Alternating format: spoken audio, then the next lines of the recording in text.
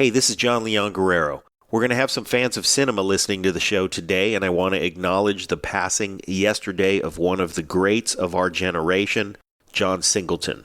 He was a pioneer whose debut, Boys in the Hood, earned him an Oscar nomination for Best Director, making him the first African-American and the youngest nominee to earn a nod in that category. He was important to new voices getting a chance to represent in the studio system and to setting the bar for what it took to take the helm.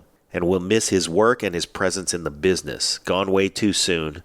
Rest in peace, John Singleton. One of the great things about doing this show is all the interesting and inspiring people we get to meet, and one of my very favorites among them is our guest today, Todd Nunes. Pete grew up with Todd, but I did not have the pleasure. So it's been great to get to know him since. He's a creative force of a filmmaker, and he's been doing it on his own terms throughout his entire career. Pete and Pete sat down with him to talk about his newest film, Death Ward 13, and I get the feeling Pete Koch feels the same way about Todd that I do. Not enough great guys like him with a genuine passion for the fun of making movies. Our longtime listeners already love Todd from episodes 61, 116, 175, and there must be at least one or two more. And if you're new to the show, and if you love movies, especially horror movies, especially independent movies, or if you just love independence and adventure and making things happen through sheer tenacity, creativity, and resourcefulness, you're going to love our guest today. We sure love him. He's our homeboy, Todd Nunes. Lions Rock Productions. This is Jay Moore. This is Greg Proops. This is Jordan Harbinger. This is Dexter from The Offspring. This is Nathan This is East. Sebastian Younger. This is Rick Moranis. This is Stuart Copeland. This is Mick Gillette. This is Andy Summers. Hey, this is Skunk Baxter. This is Gabby Reese. This is Rob Bell. Hey, this is John Leon Guerrero. Hey, and this is Pete A. Turner. Hey, this is Todd Nunes, director of All Through the House, and I'm here on the Break It Down Show. And now, the Break It Down Show with John Leon Guerrero and Pete A. Turner. Yes, you are. Yeah, Todd, for those of you guys that know already and you listen to the show, Todd and I grew up together. Yes, His we did. sister's been a guest. Todd's been a guest. And I felt like we needed to do an update. And so I grabbed Pete Koch to sit with me here. He's co-hosting. We're actually at his favorite place. When you hear the background noise, it's because we're at Q's on Wilshire because it's fun here. And we've been doing pre-show stuff for like 25 minutes, and it's always fascinating hearing you talk, Todd. But also because of Pete's specific knowledge on the industry, and you guys just cross-talking, it's just there's so much that goes into making a movie. It's incredible. Like the last time you were on, you were trying to get Ward 13 made, and it was like, we're going to get this thing produced, but then life gets in the way. Court happens, negotiations, and you got 15 people giving you money to make a movie. There's 15 people you got to manage. It's crazy. And we love all 15 of them. Of course. But it does create production challenges, and you also have another project in the future. Everybody's on their own schedule. Yes. So you're also directing the external movie as well as the internal movie. Yeah. It's crazy, man. Yeah. What is that like, though? I mean, how do you learn how to do that part, managing the project? For one thing, I think it comes down to, first of all, it's passion. It's having absolute passion for it and being ready and able to jump into all aspects of what's going on and caring about each little aspect to make sure that, that this is going to go off just fine. And if it doesn't, I've got plan B. Yeah. And plan B has got to take just as much energy because most of the time you're going to resort to plan B. And you better have an idea of a plan C. Yes. So as long as my plan A is great and wonderful and my plan B is just as great and wonderful, and I've got an idea about plan C, then I'm good. But I think each and every aspect, you have to take it with that and be excited about it. Where does the passion, what's the genesis of the passion? How old were you? How did that start? When were you interested and thought, man, I'd like to be a filmmaker. I could do this. I think that it's something that I've always wanted to do ever since I was a little kid. Always. Like whenever we would have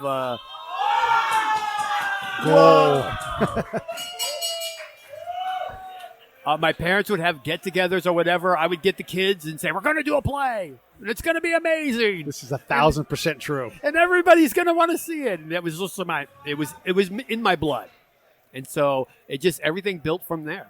We've covered this, but I love to say this. Like, if you didn't even know you wanted to be an actor. Like, if you were at our school, Pete, all of a sudden Todd would approach you and be like, "You're going to be in my play." Like, you didn't have a choice. You were going to be. You already had the role picked out. You had already auditioned without even knowing it, and he willed kids that didn't want to do things into doing these creative things, giving their spare time. You know, we would be on the stage like during lunch after school, and he would be producing plays all the time. I had to sell it, but I had to have specific students if I wanted other students to come see the play. I couldn't pick just anybody. They had to be students who had friends. So you were directing plays, and what was there the filmmaking? Did that start around the same time? Well, yeah, I was like one of the first kids with a video camera, and that was like a big deal because like only families had like the family video camera. Like I had my own video camera, and I started doing movies from that. But it was a stage that led me to that. I was doing other people's stuff, and eventually I decided that I wanted to do my own, and I was like, well, I'm going to write my own horror play and cast everybody and do my own thing. And then from that's when I really discovered, wow, that's what I love. That's what I want to do. And so that was a beautiful relationship started. From that point, what happens after high school? What's next? How do you continue this dream? Well, you after high school, you then get to realize the horror and the letdowns and the rejection and all these beautiful things that come along with it until you realize that you have to do it yourself. You know, if your father isn't Steven Spielberg or whatever, it's going to be a little bit harder to break into. But I realized that, again, like I did in high school, I would have to do it myself. When you start to do it yourself, there's 1,000 things that you don't know. Who was your mentor, or describe who your mentor was, I suppose. We don't have to put them on the spot, but surely you had people guide you and shepherd you down this complicated path. Yeah, I did. One of my good friends, Steve Redmond, would be my mentor. And you guys still work together today? Yeah, we still work together now. Yeah, absolutely. So now, hopefully I've gotten to a point to where I'm going to be able to help him do the things that he wanted to do, because we were able to elevate what he was doing through the house. And so now it sort of comes back around. And now he's going to be able to do his own film, direct his own movie that he's been wanting to do for years and years and years. And so I couldn't be more excited for that. Yeah. And to see him be able to make his dreams come true as well. When you walk into a bar and you see Pete Koch, who's going to play a monster in a movie potentially coming up here. He played the Swede in Heartbreak. Absolutely, He plays this huge. Have you already said, that guy, I could use that guy? Is your director brain already switched on? As you're going to hear from the crowd, yeah, absolutely. Absolutely, my mind went there. I'm like, I'm thinking, like I've got this project. I've got another big project coming up that takes place out in the woods. So you could see this guy out in the woods, right? Yeah. So obviously, my mind did go there. And you're always collecting sites and locations too. Always, and shots. Yeah. Like I could be walking down the steps and I just see a shot with the trees, and it's like, and that's the way my mind works. Yeah. When I see somebody sitting there and the light is hitting them just a certain way, my mind is calculating and going like, I got to remember that. That's a great shot. Yeah, that's interesting. I've had the great fortune over the last 10 years to work and develop a friendship with Benicio del Toro, the Academy Award-winning actor. And that guy. He catalogs. You catalog shots in your mind. He catalogs human behavior. Interesting. In his mind. Yeah. Like he has said to me, we've been driving down the street, and he'll go, look at that guy over there. Look at the way he's walking. Just look at looks like he has maybe some kind of an odd back problem, or with his foot is twisted in, and it's incredible. And that's it. That's it. He just picks up on it. I don't know. It goes in his head someplace. Yeah. Because he for him the preparation is all about what leads to his performance. But I have seen him countless times observe people. Not always, but sometimes he points it out to me, and I've picked up on that, and I find it fascinating. It's a good reference. Yeah. Absolutely. So you do a similar thing when you're trying to direct people who maybe don't have a Benicio del Toro kind of catalog. Are you, because you're part acting coach too? Yeah. You know? Oh, absolutely. Absolutely. So when does your job stop? Like, when do you, because of where you're at right now in your career, you can't have 500 people on your crew Yeah. doing these things for you. Yeah. How many hats do you wear, and how quickly? What are the first hats you want to get rid of as you go to the next level and the next level? Well, we were talking about having a first, which is, that's like a dream. That's a privilege, for where I come from. But it also is it's going to take your film to another level. Each person that hat that you feel where the hat is really being filled properly is going to take your film to the next level. And that's why you want to surround yourself with capable and talented people, because Right. it reflects on you. It's going to reflect on you and give you more to work with. When you're trying to find the things to work with and you have people that do those things, I suppose also you could find someone like, let's say that you're a good acting coach, but you might find a brilliant acting coach. You're like, thank God I don't have to do that, and they're going to do it better, right? Because you want to collect people that are better at these things than you are. Is that right? Yeah, but I don't know if I would go with an acting coach or whatever. I think Okay. that's something that I personally would want in my own hands. Okay. Why? Because I have a certain I want the story to progress in a certain way on film, and that's going to involve the performance of the actor. So I'm certainly going to want to be there. Now, I don't want to sit there and micromanage their entire performance, because I want a natural sense of the character to come through from what they are saying. But I definitely want to direct the movie. So I want to direct the performances into a certain direction. Is this something that, look, in a perfect world? Is this something that you would schedule in some rehearsal time before you get in front of the camera? Well, I definitely would love to do that, but it depends on the actor, how much they want to give. It depends on their career, where they're at. We have some names, so I certainly wouldn't be asking them to have rehearsal time unless that was something that they really wanted to do. But a lot of the younger actors are more than willing. The newer actors, the ones who want that chance, regardless of their age, are really willing and able, and they want to go that extra mile. And that, of course, I mean, you want to go along for that ride. You want to be there for that, because, whatever anybody wants to give you more of, I'm all for it. Go ahead. Short films.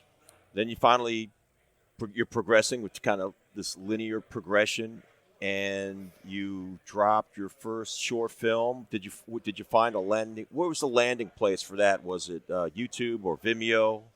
Well, the very first short film that I did was called Two Brothers, and that went to festivals. So I got that into festivals, and I did really well with that one.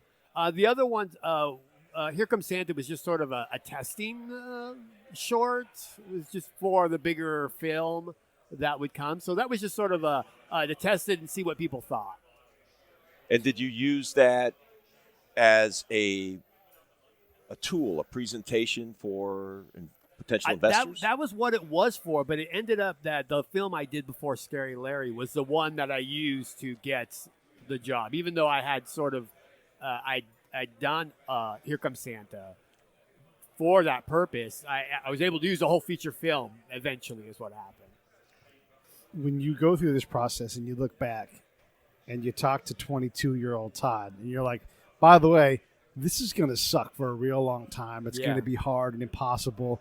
But you are going to get to this point where you have a movie that not only is shown and done very well in the U.S., but in many languages around the world. What does that Todd think about you now telling him that story? Wow. I mean, it's really weird because you always go back and you think, well, if I knew now what I knew then, Yeah. There was a big chunk of my life got cut away for about 10 years. Yeah. One day I was taken out. Was in the hospitalized. I had to learn to walk again. I had to start over completely. I went through a severe depression, and it was getting back into this that got me out of that. That got me back up again. That got me going again. But yeah, so I don't know what I would say, because this thing was gonna happen to me, and I was gonna have to start over. So it was a big moment, but it was almost, wow. Was this the moment that did it for me though? Was that the moment that really said, you know what, I don't really care anymore. I'm just gonna jump in and do it now. And that released the fear and the anxiety and all these things, and now I don't have any of that anymore. Yeah. So it's interesting. All Through the House. Yeah. And that's the film that you hang your hat on at this point in your directing and writing career. And, you know, in discussion with you before we started this program, I have to say I was not aware of the level, the magnitude of the following that this film has, and that's got to be very rewarding for you. Tell us a little about how that film came to be, and then I'd love for you to spin off into tell us a little bit about how your fans and you connect, and how people can find you and connect to that film. Yeah, well, you know, all through the house, I've always had the fascination with like a killer Santa Claus.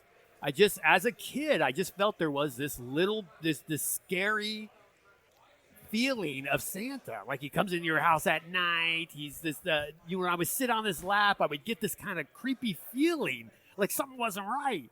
And so it's always sort of stuck with me. And even when I was in high school, I did a play about a killer Santa Claus, and that I had written and directed. And I was very influenced by the poster of Silent Night, Deadly Night. I couldn't see the movie because I was too young, but it was that poster that stuck with me.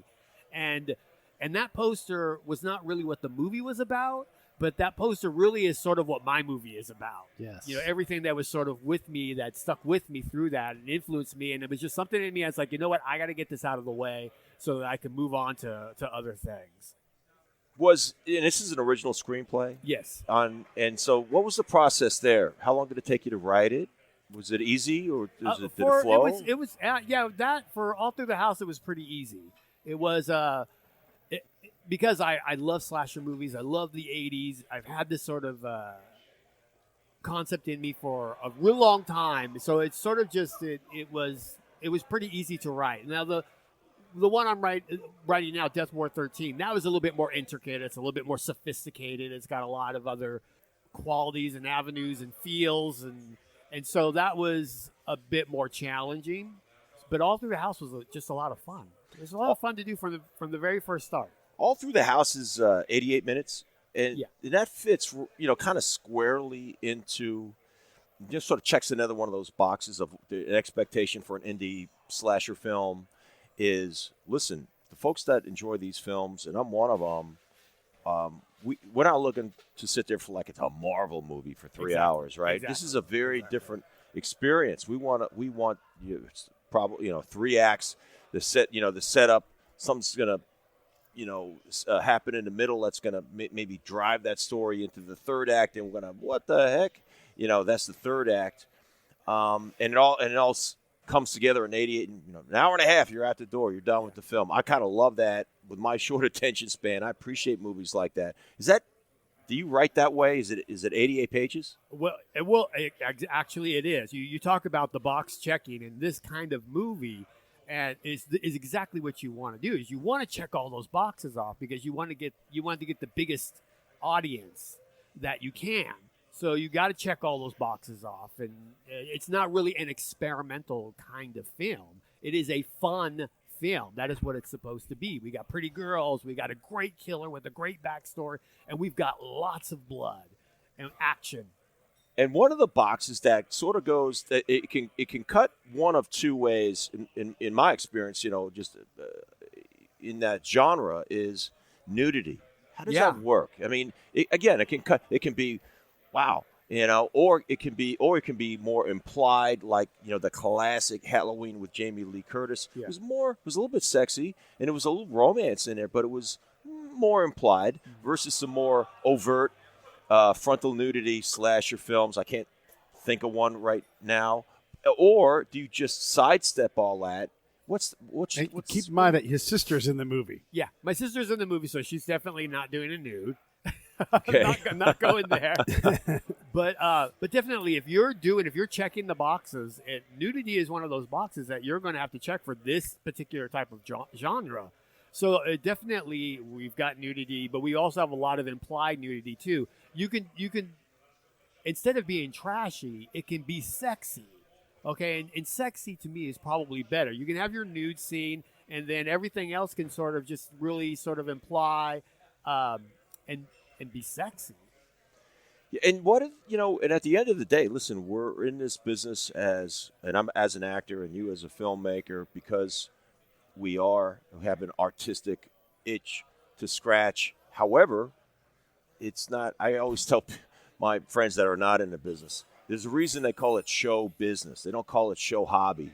Yeah. It's not going to work so well for you if it's a hobby. Yeah. You want it to be a business, you got to make some money. And then if you take on a project like this without distribution, that means you have to make this project as well as you possibly can and then sell it.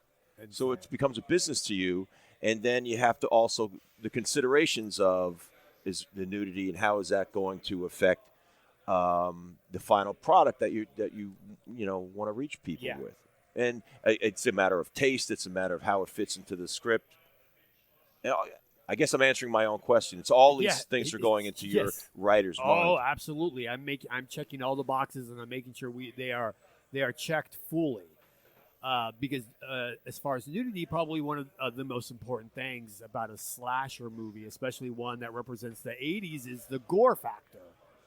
A lot of people will just, throw some blood on the wall and somebody will get killed off screen. Like, that cannot work. If you want your movie to sell and you want people to like your slasher movie, then you've got to allow, like, half of our budget went to special effects. Half the budget. Half of the budget. It was right away half the budget. We were going to be putting it all in the special effects. Everything was going to be shown on screen. It was going to be gory and bloody, and that was going to be probably one of the most important things. Because when you're dealing with making a low-budget movie, you do have to prioritize because not everything can have as much importance as you want it to. But if you're checking those boxes, you know that you got to put a lot of effort into this box if you want people. They don't even have to like your movie, but they'll watch it for the gore. All right. Admittedly, I'm getting down into the weeds here a little bit, but I just want your opinion because this is your genre. And a discussion I had some time back with Benicia and he's in the film Wolfman, came out 5-6 years ago. Yeah. Their version when the Universal kind of rebooted Wolfman. And he did a lot of research for that film like he does all the time. But he suggested to me that I go back and watch some of the original Universal Studios. And recently I watched the Frankenstein, I think it's 1931, with Boris Karloff. And I will tell you, having not seen that movie, it was like new to me because I hadn't seen it since I was a teenager. First of all, the movie's 82 minutes. Yeah. And secondly, it's so incredibly politically incorrect, it would never get made again. Yeah. And thirdly, it is very depressing. Incredibly depressing. But people flocked to it. It was a gigantic hit. And but what I wanted to mention was the monster in that movie. By the way, an amazing performance, right? By the actor underneath all that makeup, Karloff, amazing actor. But no mask, just full view to the audience. Versus the Jason Voorhees, Michael Myers, where you're got a mask on. Lots of what. These take a movie in two different directions. Absolutely. Well, the mask is the whole concept of the mask is being scared of what you don't know, what you can't see.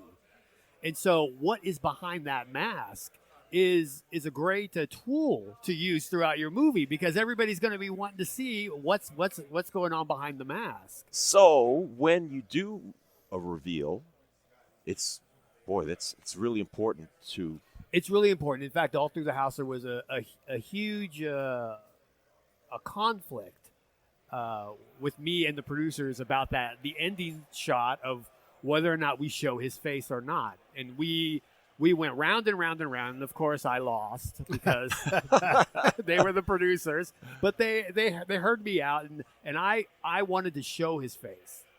I wanted to show that he was a regular guy. I wanted to show that he wasn't this deformed, that you were mostly afraid in reality of the guy next door, of the regular person. So I wanted to show that. Also, it was sort of like, for me, paying sort of respects to Halloween, where when they took the mask off of Michael Myers and he was just a normal guy. And because I'm paying tribute to those movies, I wanted to do that. I wanted to follow through with that. But they didn't want to show the face. They wanted it to remain a mystery. I wanted to give that to the audience because I felt like they waited the whole movie and you're wondering what's behind the mask. I wanted to show them. But I lost that. I appreciate it. I see it both ways, and as an actor that's in pre-production on a horror film myself, we have a character that wears a mask, and we're trying to figure that out. Even though we've got the script, we've got a script that's, I think, right on the nose. It's 92 pages. Yeah, and it offers a lot, but I just love to bounce this off of you, and I know there's so many people that appreciate this genre. And by the way, I think we're talking about multiple genres that are cousins, right? There's the slasher versus, and some horror movies are less horrific and more suspenseful. Psychological, yeah. Psychological. Absolutely. Yeah. Yeah, but that whole genre, which I deeply appreciate, everything from Halloween to Scream to full-on Hellraiser, which is, I guess that's way over in the slasher, I suppose. Hellraiser, well, a lot of people consider it a slasher, but it's got a mystical, Good demon, point. Maybe more exorcist, but a lot of people consider Pinhead a slasher icon. Yeah. And the Saw, that's more horror and gore. That's more slasher, but that would be considered torture. Okay. And then what about something that's like Hitchcock-esque, where he's doing things with open and closed doors. You don't see the specific act. It's definitely more psychological. Psychological and thriller side. Yeah. How much can you combine and put circles around that? Like, I want to do a slasher, thriller, psychological. Obviously you can do too much, but is that something that you're like, I want to? Is it better to pick a single theme and stick to it, or? I would say when you're dealing with the independent market, it is, because it's when you're trying to sell it and you're like, I'm going to sell you, I have a slasher for you. Well, that can be sold. There's an audience already willing, ready, and able for it. And when you start putting on other genres like psychological or family drama slasher, you could be, alienating some of that. They mean, like, I don't want to see that. I want to see a slasher. Yeah. We learned a funny thing from Chad Michael Collins. He's a real handsome guy, actor. Hallmark has a strict ban on any scene in a bowling alley. Good thing for you to know as a director. Okay, good. I'm going to file that away. Are there things like that for you? Like, I just don't get a scene like in a bar like this. Like, I hate them. I won't ever do one. There's a couple of things that I won't ever do. Is talking about like the next project. Yeah. After Death War 13. Well, even Death War 13, it came up, but I won't do a rape scene. Okay. I don't do rape scenes. If it is going to have a rape scene or something like that into it, it can be done off screen. I don't really think that that's something you have to show. That is just, for me, it's not fun anymore. And for me, about a slasher movie is all about not thinking about the realities of the world and thinking that Jason could exist or Michael Myers could exist. And for me, that's fun. And when you start bringing in things that aren't fun, or children getting abused or hurt or things like that, those are things I don't really like or want to do. There's also a cost to the actor, too. We had Dominic Santana on, and he's played Suge Knight a whole bunch because he looks like him. Yeah. And he's like, I think about the damage that maybe I'm doing to myself as I get into this role and who I become. And I don't want to cause myself harm by doing it. He's like, I think I'm fine, but I'm aware that I'm in a dangerous place. And so I would imagine as a director, putting your sister on the floor in a rape scene, you are putting them through that emotional ride. Yeah. And it's I mean, to me, that's just a whole different ball game. It's like if you're doing a movie about that, I guess that's different. But I'm not going to throw it into my mix of fun. Right. That's what I'm doing now.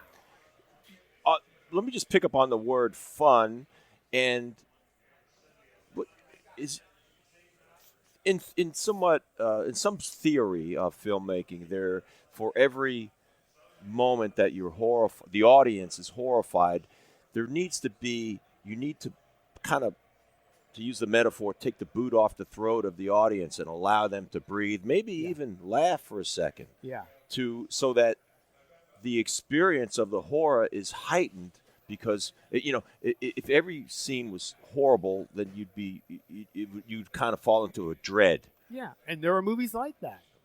That some people just absolutely love, but the bigger audience is going to go for it. Like Scream is a great example of dealing with horror and jokes.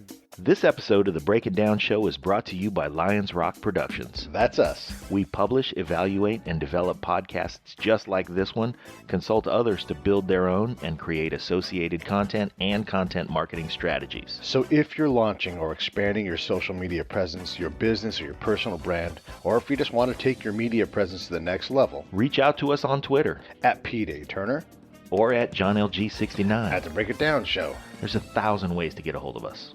Now enjoy the show. But the bigger audience is going to go for it. Like Scream is a great example of dealing with horror and jokes, and it works beautifully, and it paid beautifully. Yeah. There's an audience for that. So definitely all through the house, we have a lot of funny stuff. We do some crazy funny stuff in it. It's all about having fun. I love your analogy. I'm biased because I love the movie Scream. Yeah. And It's a great movie. I thought it was so unique and horrifying, but unique in the way it was presented. And it took me through the whole gamut of my emotions, that film. Yeah. How You feel great. like you had an experience. And You allowed yourself to have it. Whereas something that's a bit more darker, you're gonna try not to want to get too involved. You're not gonna want to lose yourself in that experience unless you're that kind of person, which it's not my thing. When you're trying to figure out what your thing is as an artist, how comfortable are you pushing outside of your zone? I mean, obviously you've always been a slasher kind of guy ever since I've known you, but would you make a rom-com because it's uncomfortable for you? Or, I mean, obviously you have the technical knowledge to do it, no doubt about it, but could that be fun? Is that just like, I'm Todd, I make these kind of movies, and that's what I do? Or No, I mean, you definitely always want to step out of your comfort zone. Okay. And do some things. Like I said, Death Warrant 13 is going to be all inside. The next movie is going to be all outside. Yeah. So I get excited about every new opportunity or pushing myself. But if like I said, if you're making a slasher movie, that's not the point to try and go out and try something new, unless you're Tarantino or unless you have that. Otherwise you got to stick with the genre. Yeah. I think. Yeah, I mean, you don't want to get so artistic that nobody gets your movie. Yeah, but having a flair is fine. Yeah. Bringing a little different flair, a different angle, different perspective, all that is great. And that just opens the door to millions and millions of different types of possibilities that you can do instead of just trying to do Halloween again. Yeah. We've already seen that. And thus the quest for the next truly interesting, truly horrifying film. Yeah. And where you've got it in the hopper for you, Death Ward 13 is in pre-production. Yeah. And you probably can't talk much about that, but that's what gets you energized, right? As a filmmaker. Could you elaborate on that? Well, I'm so excited about Death War 13 because it is so different than All Through the House. Where All Through the House, we can stop to have, like we talked about, humor and jokes and just and doing things, going a little out there, taking things a little. Death War 13 is, even though there is definitely humor, it comes from a different place. it more is from the characters. We're dealing with mental patients. There's lots of opportunities to do things that are going to get a laugh out of the audience. But it's definitely a grittier film. It's more of where All Through the House was sort of the 80s vibe. Death War 13 is more of the 70s vibe, which is different than the 80s. Explain on that. The 70s was such a great time because that's when we were really discovering. It was the discovery before the 80s, before it took it to that next level where people were directors and writers are being very experimental, doing things for the first time. It was a very exciting time, and we got some great movies. We're talking grittier. It was more realism. The combination of humor hadn't really been thrown into the mix yet. So it was a different experience. I mean, there's humor there, but it's coming from a different place. It's coming from the characters more than it is from the scene, if that makes sense. I think Freddy Krueger and Friday the 13th tapped into some of that humor. Absolutely. It began with Halloween, where you'd see some humor being injected with the characters, but it really began with Nightmare on Elm Street. Sort of really found their footing, and they then took it to the whole new level, to where they got overboard and they realized that there is a sweet spot for it, and you got to stay within that sweet spot. You step out of that sweet spot, then you become stand-up comedian Freddy Krueger, which is not the same as Freddy Krueger from the first three. Yeah, with the one-liners and the jokes. The one-liners and the jokes. Yeah, they were figuring it out, right? You do owe it to the audience, though, if you're going to make more than one, to bang up against the edge of that sweet spot to try to create something different. Exactly. You have to see how far you can go with it. How successful can you be if you do just a little bit more? How much can you talk about the project after Death War 13? Can you get into it at all? I can. Well, I'm sure I could talk about. I could talk about it a little bit. And it's part of one of the reasons why Death War 13 is at the stage that it's at right now. But we're developing what you would probably call a slasher universe. Okay. So this movie here is going to set the stage for some other movies to come. And the whole concept around that is getting the most bang for your buck when it comes to like advertising, building upon each movie. Each movie sort of sets up. It doesn't really set up the next one, but the advertisement does because it's the connection. So they don't. It doesn't work in the same way that you would think universes work in Marvel. It doesn't. It's not like that. But we have a very interesting, unique way that it's going to be working, and I'm very excited about it. The editing process in a horror film, is it any different than a drama or a comedy? And the timing seems to me. Well, I would think that there would be a lot of similarities with comedy and horror, because you're always setting, just like you're setting up a joke, you're setting up a scare, or vice versa. So there's a lot of timing involved when you're editing. It's got to be done just right, otherwise you'll lose the scare or you'll lose the joke. Have you ever found yourself in the editing room surprising yourself in, for example, changing the order of a scene and finding that you had it in your mind one way as you shot it, and then you found it worked better a different way? Is that possible? Oh, yeah, it's certainly possible, but it's also probably the bigger... The best feeling, though, is when you're in the editing room and you're editing it together and it is exactly what you thought. Okay, that's the highlight. That's where it's like, yes, that worked. I see it. It's exactly what I wanted. But of course, sometimes it doesn't always happen that way. And then you're problem solving. And then you're problem solving, yeah. But sometimes it can work out. I mean, definitely there have been problems that have happened where I've had to think of something different, and it's like, wow, I was better than what I thought of originally. So that's great. Who helps you do that? To go, you know what, Todd? That's perfect, but it's not good enough. Well, it depends. I mean, ultimately, in the beginning, it's just me, right? Because I'm providing the director's cut. I'm giving the first viewing, and then the producers come in, and then that's when the back and forth happens. And the thing is at the end of the day, it's like I get very close to it. So for me, it's like something may be obvious, and to somebody else it may not be. So that is at that point though, that's when I'm really, really wanting to listen, because I want to know if what you're saying is going to be the same as what this other guy says later on. And if it is, well, then I definitely have some work to do. And do you run a camera on your own films, or No. I have somebody else do that. Okay. And there's got to be too many hats. Yeah. Well, it's a big distraction from some of the other things we talked about earlier. Is taking care of everything from lighting to the actor's performance, and hair, makeup, wardrobe, or the whole thing. You being attentive to that, but that relationship between your cinematographer and the final outcome is so incredibly important. It's so important. You don't want to get involved with someone that you're not going to be able to work with that doesn't. You have to see the same vision. There's a lot of talking. You can't just say, "Oh, you're a great cinematographer. Let's do a film together."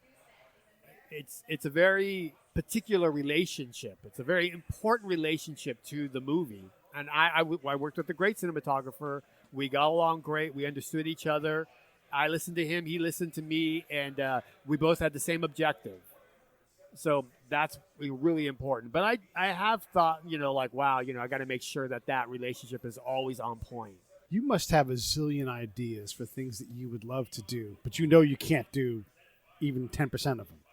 Yeah, well, yeah. I mean, you could probably take different ideas and put them into other projects, but taking dead historical figures and supernaturally pulling them out of that time and putting them into your horror film, totally a thing you could do. Yeah. What are some of the ideas where you're like, I would love to, but I just don't know when I'll ever get to this? Wow, I don't know. I mean, a lot of things that I've wanted to do, we're putting into the universe. Okay. And that is fulfilling a lot of the desires that I've had for this particular genre. I think I can get everything out with that.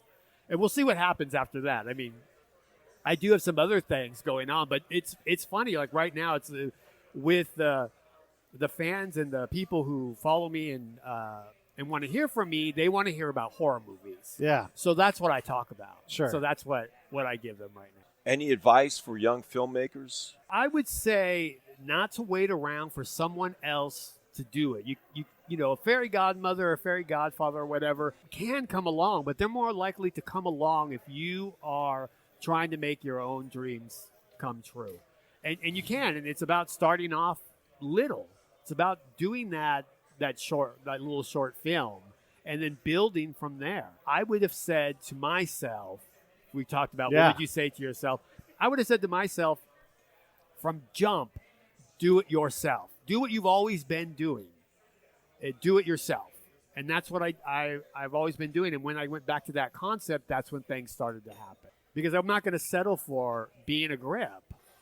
That's not what I want. So for me, it was about doing it myself. Can you settle for being a grip and work from there? No. Not you, can but you? Somebody else. I guess you can, but the thing is I wouldn't do it. Yeah. Because what do people call you when you're a grip? They call you a grip. Grip. And that's in your mind. And I say, no, if you're a director, call yourself a director. Yeah. And direct. Yeah. You pick up a camera, pick up your iPhone, do a short film, direct. That's where you're going to get the experience that you need. You know how to grip, okay? Some people, maybe it's worked for them. I don't know a lot of people who said they started off as grips and are now directors. But, my suggestion would be do it yourself. That's that fearlessness that you're talking about, that when you drop the fear. It depends. Like I said, there was a point where I made that choice. Mm-hmm. And I said, I'm no longer going to wait for anybody else to do it for me. I've wasted enough time already. I'm going to do it myself. And when I made that choice, that's the choice I wish I would have just made when I got here. Instead of seeing Hollywood as so big and gloomy and this and that, it's like, you know what? I should have been doing what I had always been doing before I got here. And that is pushing yourself, shooting projects. And it seems to me the filmmakers I meet, the writer-directors like yourself, it's like a singer-songwriter. Right? If you're going to be, how did James Taylor get to that? How did he get there? Well, he had knew how to play an instrument and he knew how to write, and he decided to write the words, and that's the nuts and bolts of that business, and the nuts and bolts of what you do is writing. Yeah. It's sort of the foundation. And that's the ultimate control, isn't it? It's like, hold it. I wrote these words.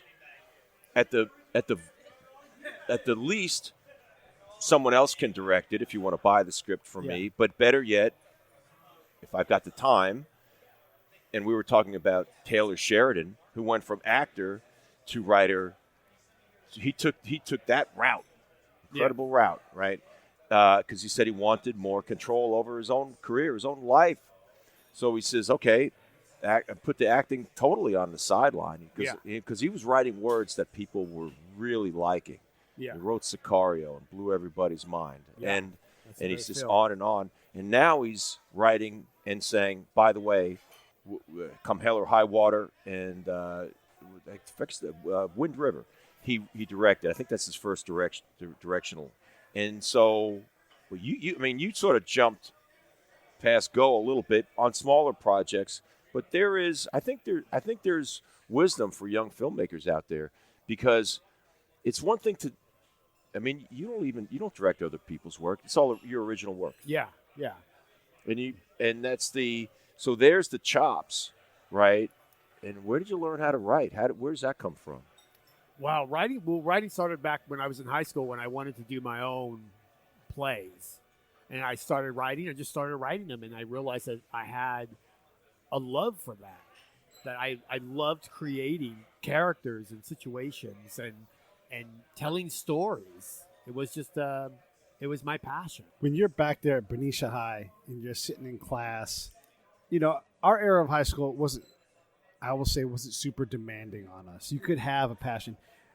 In a regular 6-period day, how much time were you spent completely not present in the classroom, thinking and working on what you would become? I would say that most of the time. Right. And that was, probably one of my biggest problems was that I spent most of my time. As soon as I was almost done doing one play, I was already thinking about the next one, and I was consumed with it. I would say it was everything to me, and I was very proud of what happened when I was in high school. Yeah, where drama was just a small little thing, and when we were in drama, it was a big thing. Yeah, it was a big thing, and a lot of it, to credit to Mr. Heller, our drama teacher, who was wonderful at not censoring us, which was exactly what I needed.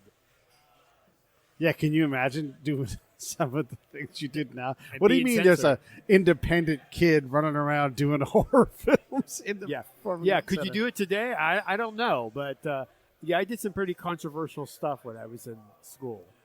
But that was my mindset. It was about, what's the point of doing a play if you're not going to get the audience, if you don't have an audience to come see it? So I wasn't always just about doing the play. It was about how I was going to get people to come see it. Well, let me quote you from earlier in this conversation. You're saying you're writing from the point of view, saying and thinking with the end in mind, which is think with the end was a Peter or Stephen Covey, right? The Harvard Business School guy who wrote all the books on business success, and he says, begin with the end in mind. Yeah. You said, did my audience have the experience? And you hadn't even started to write anything yet. Yeah. And you're already saying, well, as soon as I put my pen on this paper or put my fingers on the keyboard, I want to make sure that my audience has had quite a considerable experience. Yeah. I think that's absolutely – I wrote this down, so I want to remember that. Did they have an experience? And if I'm writing – I imagine you say to yourself, wow, I'm 30 pages into this, and I'm not sure the experience is all that great. I better, as I head into the second act, I better either go back or figure this thing out right? Oh, absolutely, absolutely. And especially with something like All Through the House, where low budget, and fun. The word "fun" is an important word. It's important because you can get so much traction out of it by making something fun. Because it is, when it comes down to it, it's entertainment. And when I'm doing a slasher movie, I'm not necessarily trying to change the world or have people come away with some deep, profound understanding of something. I want people to come away with a smile. Yeah. So every act, it's that you want to make sure if you're hitting you're checking all those boxes. And you check all those boxes, and people are going to have a good time. Yeah, Pete asked you earlier, like, for the young director to be, and I'm thinking now, like, it's almost graduation season. Oh, and by the way, I'm going to press pause. You should be going back to Benicia High and giving these lessons to those kids that are there that were you. Oh. I'm going to hold you to that because Okay. we can absolutely make time. I go back every year, Oh, really? and they have things that are happening in that way to really, because there was no you in front of you back then, and we really should change that. So for those parents that are like, oh my God, my kid first off is a horror movie freak, and he, like there's you and there's Adam Goldberg and these other people that have taken what they've done and it's what they still do. Yeah. So how does a parent support a kid who's got this impossible dream? And all dreams are impossible, but yeah, right? how do you calm them down and give them something that they can hold on to and go, okay, if they're really serious about this, I can put this in front of them and it's not too big of a leap for anybody. Well, I certainly I wouldn't try to stop somebody. I think that a lot of people who want to be actors, which is probably one of the biggest ones, Right. people want to be famous actors. It's going to have to come down to how much passion and drive that they have. Eventually, a lot of people who want to become actors, especially when I went to school, everybody wanted to become an actor, wanted to move to Hollywood and become an Sure. actor, and that sort of just fizzled out for just about everybody. So, but if somebody has the passion, that you have to support it. You have to go along with them on that ride. Yeah. And let them find out for themselves. Because anything is possible. Yeah. Anything is possible. So you can't say that, just because it's, unattainable, but I guess if fame is a motivation, that might be a little cause for pause. Okay. I want to be famous. Yeah. As opposed to the kid that's like, I have to tell these stories. No, I don't think there's anything wrong with wanting to be famous, because being famous and getting rich is going to only allow you to be able to do more of what you want to do. So it's certainly, I wouldn't say, but it shouldn't be the only motivating factor. Right. It's the desire, like I did plays. It wasn't about fame or money. I did it all for free because that was the drive. That was what I had to do. You know? So that should definitely, be the driving force.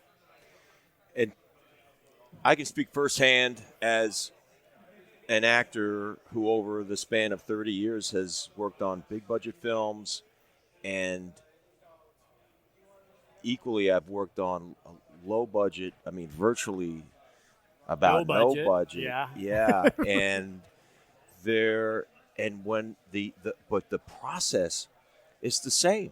There's a camera, there's a director working with you as an actor, there's me as an actor and a group of us that have got these lines in our head, and we have got action to perform and marks to hit, and that doesn't change no matter the budget. The common thread is passion. It really is. And Absolutely. That's from budget, from the entire scale of budget, from big budget to no budget, people that are there. Because when you're working on a very, very low budget project, for those of you that are thinking about getting into the business in front or behind the camera, if there's a very, very low budget, it's actually much harder work because the conditions and the environment and the situation are just frankly more difficult. Absolutely. You just don't have the resources to have a lunch on the set or any kind of a craft service or any kind of a comfortable place. You might have to bring your own literally bring your own folding chair if you want to take a seat. Otherwise, you're going to stand around all day or sit on the ground. Yeah. And that's the truth. And so why in the world would you do it? You've got to really want to be there. You really have to have a desire and a passion. And the will is beyond desire. The will says, I'm actually going to drive an hour and a half to get to the location where it's going to be hot all day. And I got my lawn chair in the back, and I brought a cooler of water for myself. It sounds insane, right? But that's how we make low budget. It's how it happens. Yeah. And you never know what you could be concocting.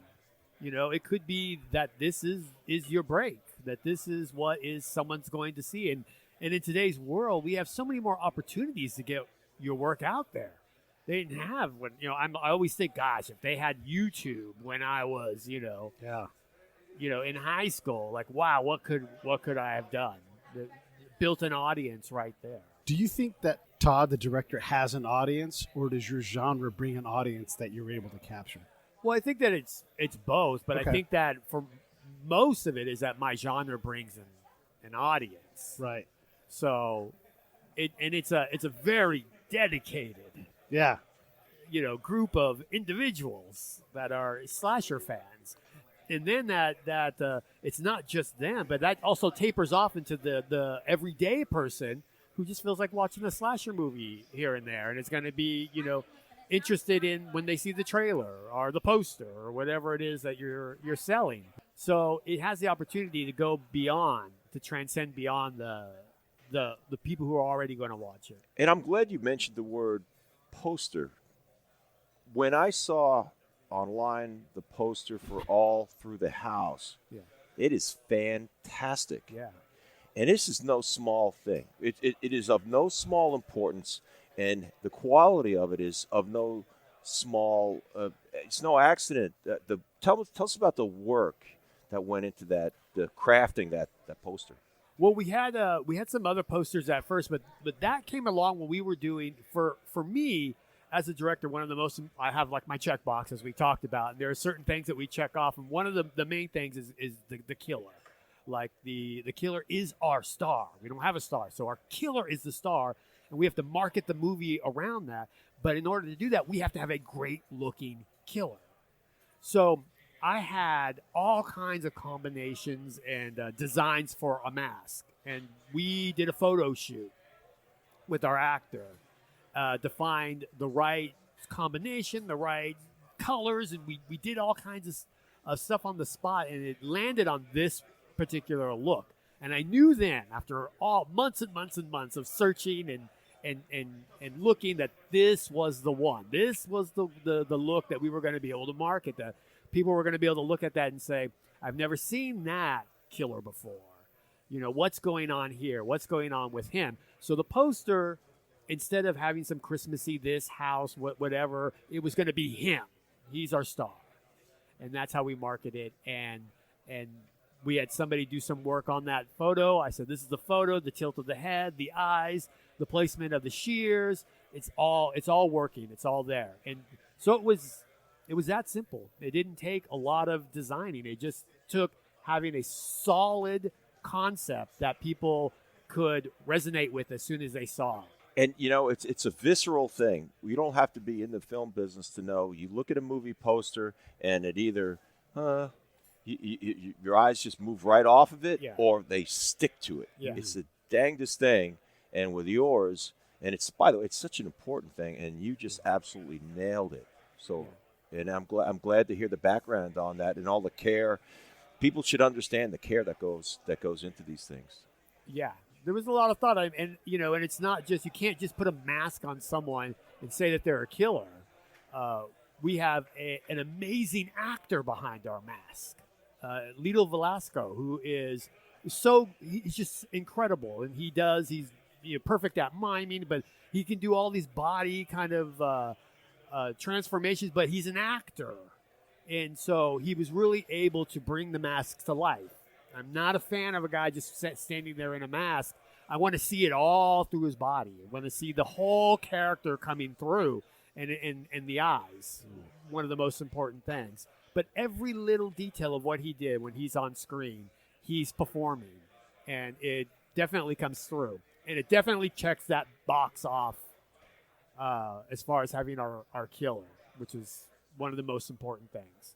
First off, I can never wipe the smile on my face when we get to hang out because I just love it. I love what you're doing. I love that you get to do this. And I'm just, if you have an audience of one, it's me. And I just love everything that you do, Todd. So let me just say thank you, and I love you. And Absolutely. It's so fantastic. Isn't it great? It is super. I think super it's wonderful. so great to think that we have this history. I mean, that you knew me from high school, and we can talk about these things. Elementary It's just school. So much, right. Really, you know? So it's so much fun. It's such it's a joy. And then the last question I have for you is do you have to direct everything? Are you like, hold on, Table is not set right. Thanksgiving turkey must be slightly rotated. I need some mist on this thing. Like, do you have to direct everything? Well, it's not that I don't have to direct everything, but I certainly have to approve everything. Okay. And I'll certainly go into with just about everything and make little minor this and that. Like if the flowers just aren't exactly. I know ahead of time that something's going to happen there. You know what I mean?